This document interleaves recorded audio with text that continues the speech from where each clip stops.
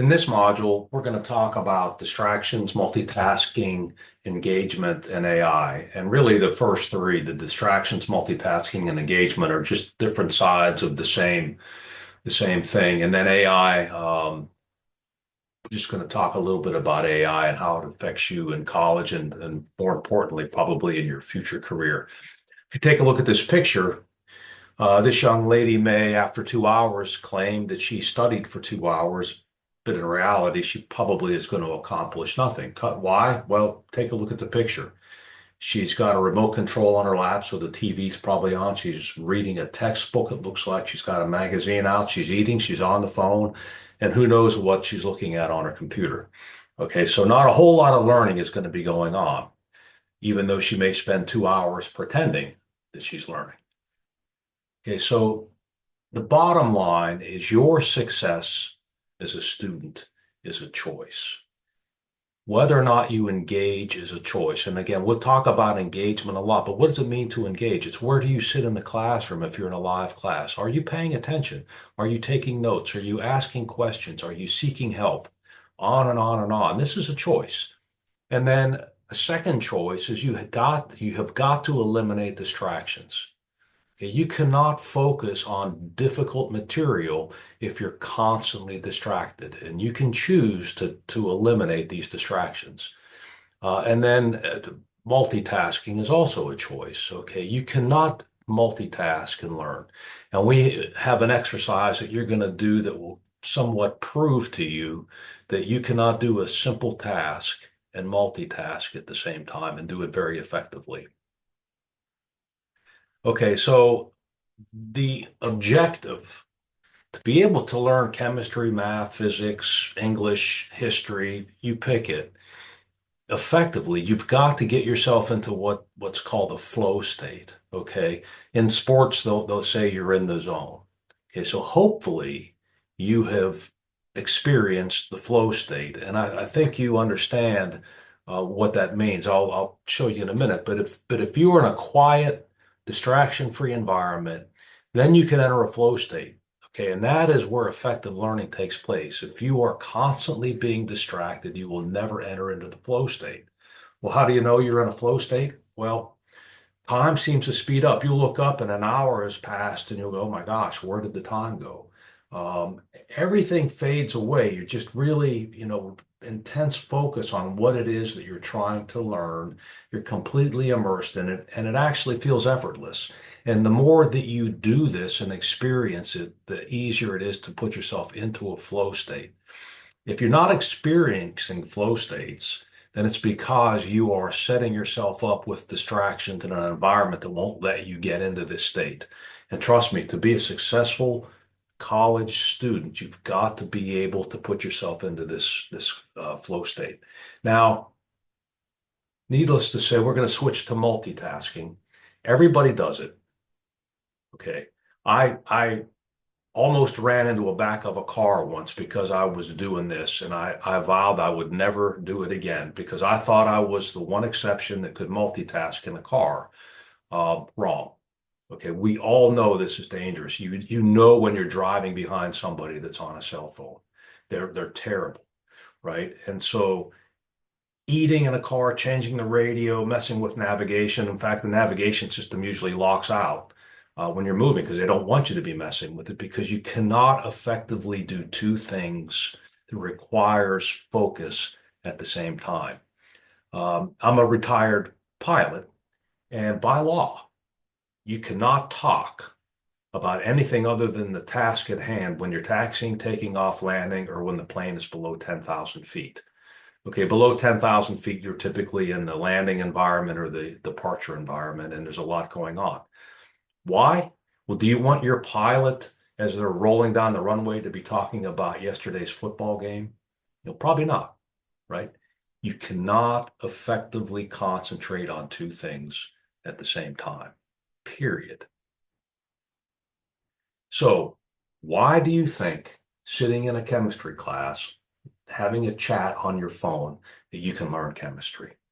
Okay, if you had to identify the number one complaint and problem that instructors, not just at Midlands Tech, but across the board, will say about students, It's that they're constantly trying to multitask. They're looking at devices, they're looking at laptops, they're not paying attention, and therefore their learning is diminished.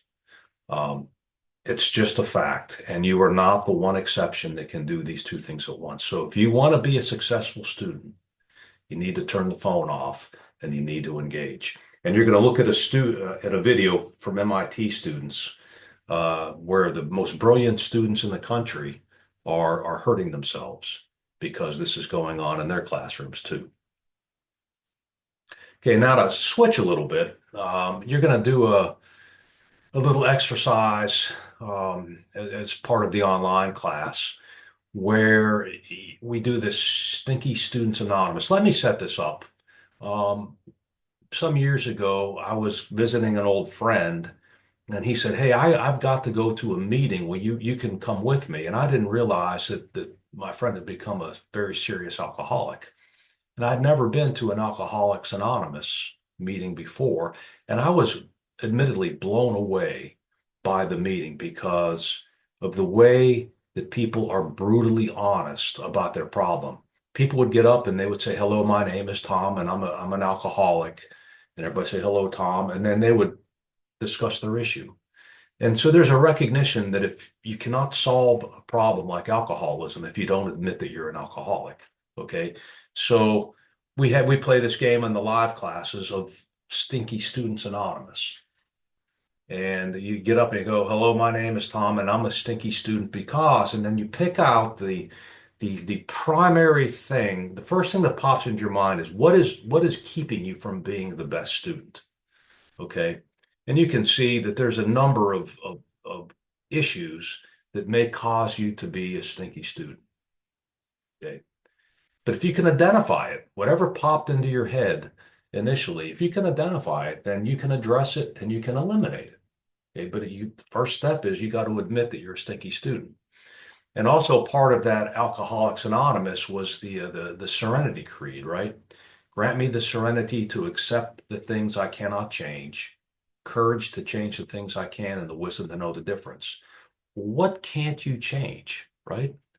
Some things you just can't change. I'm 25 years old and blew off my education before. Okay, that's over. Don't worry about it. You're back in school. Good. I failed my last math exam. Okay, you can't unfail it. You can make choices to make sure that it doesn't happen again, but you can't undo it.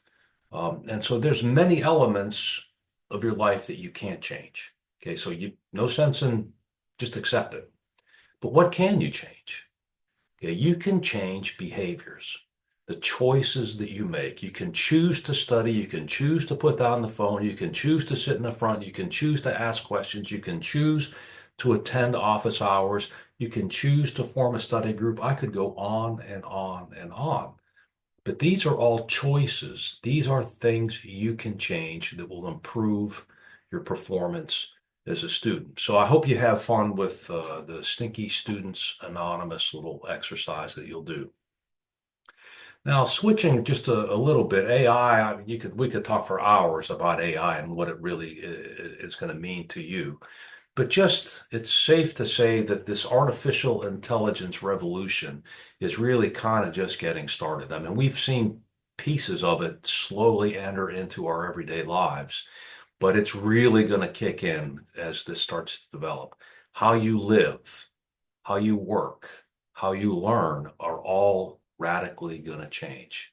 And you can already see it in living all the personalized services, right? Everything gets tailored to you where you shop, how you shop, recommendations, what you watch, how you entertain. Homes are now smart homes, right? Healthcare, it's not going to be probably unlikely that your primary healthcare physician may not be a person. Um, how you work. Now, this is a big one because many of you as STEM students often want to be application developers, right? Well, pure code writing is probably going to be a thing of the past because why AI can generate code. And so you have to adapt to how is this going to affect the way I work. So automation of routine tasks is going to be taken over by some level of AI. So these repetitive manual jobs will be automated. And we already see that going on.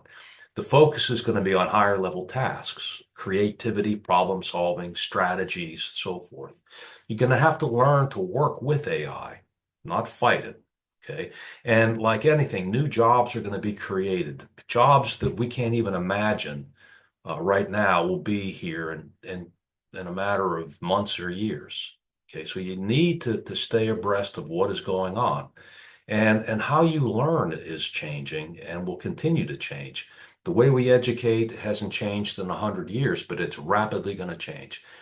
We have all these adaptive learning platforms. It won't be long before, in many cases, you put on a set of AI goggles and you have an individual teacher that you can ask questions to, that they understand you, that they can answer it, they can generate all kind of visuals. It'll be tailored to you. Okay, so it's exciting, but in some ways it's scary. But we're still living in today, so let's just talk about AI in college because this could get you into trouble. There's an appropriate way to use it, and there are serious consequences if you misuse it. Okay, so here is an example of a paragraph that a student submitted on a writing thing for this class. And you can see it's pretty poorly written. I've circled some of the mistakes, and this is somewhat inexcusable for anybody to turn something in college that's this poorly written. Okay, but it is their words, their ideas. Okay, so I took this paragraph, copied and pasted it into ChatGPT, and asked it to improve it. And here you can see the improved version. It's well written, makes sense, none of the common mistakes that the student made before. So the question is this plagiarism? Because plagiarism is a serious charge. Plagiarism is cheating. Plagiarism can get you kicked out of college. Okay. Is it plagiarism? No. Okay. So using a tool like ChatGPT to improve your writing is not considered plagiarism as long as it reflects your ideas and your voice. It's just improving your writing. It's a tool, but it is still your thoughts, your ideas.